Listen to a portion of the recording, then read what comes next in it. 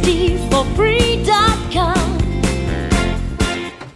It's the Ask Steve for Free podcast. I'm Steve Garland here with attorney Stephen Fundos, the Steve in Ask Steve for Free. We're taking a break from the radio show because there's some big news that has just come down. Steve, why don't you break this news for us? Well, Steve, this is exciting news. And remember, every now and again, new case law comes down that changes the way we live our lives in America.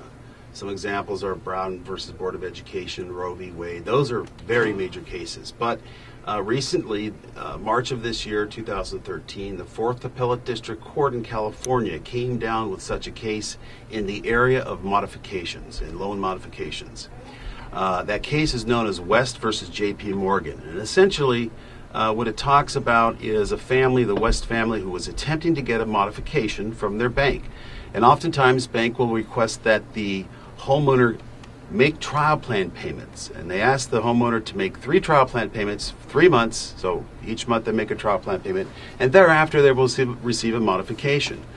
Well, in this case, the West family made the trial plan payments and ultimately were denied a modification. They then sued in Superior Court, and the Superior Court threw the case out, basically stating that the bank did not have any obligation to give them a modification. They appealed, and of course the 4th Appellate District said, you guys got it all wrong. They in fact do have the right for a modification because they argued that, first of all, once you have made them make trial plan payments, the decision to give them a modification has already been made. And they're supposed to do net present value compulations and so forth. And they also argued that the banks have been provided $40 billion just for this specific issue. So how can you say that the bank is not obligated to give them a modification when they have been paid for it by the government, i.e. our tax dollars? Mm-hmm.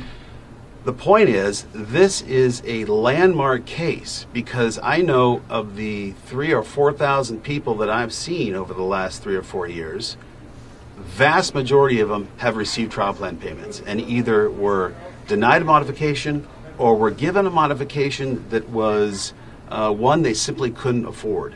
Mm-hmm. And under that circumstances, you now have the right to sue your bank, and this is the key, not just for contractual damages, but for general damages. And general damages are pain and suffering and emotional distress. That is a major departure from previous law.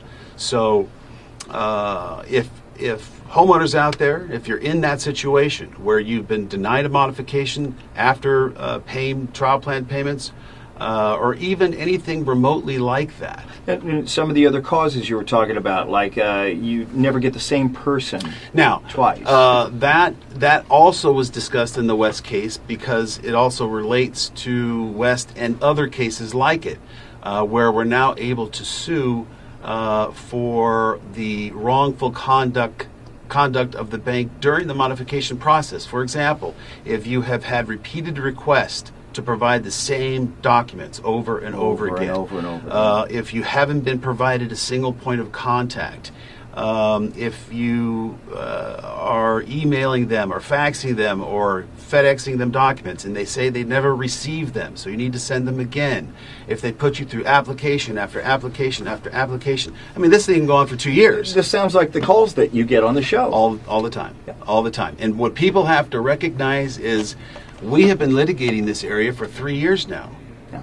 And the levee just broke. And the levee just broke. And so what's happened is the appellate courts are now coming down and changing the rulings from the lower courts and saying, guys, wake up. How could you miss this? You've missed the whole boat here. Mm-hmm. And now it gives power back to the people to pursue these causes of action and obtain monetary damages, including pain and suffering and emotional distress. So now we have a real call to action. The levee is broke, the laws have changed, or the decisions about what's right and what's wrong have changed. So I would strongly urge you, and I'm sure you would too, to they have to come in. They have to away. come in. The only way that I can determine whether or not you fit that category, you can probably determine on your own right now. But you have to come in and see me. Without that, you can't determine I can't help you. monetary damages from your bank.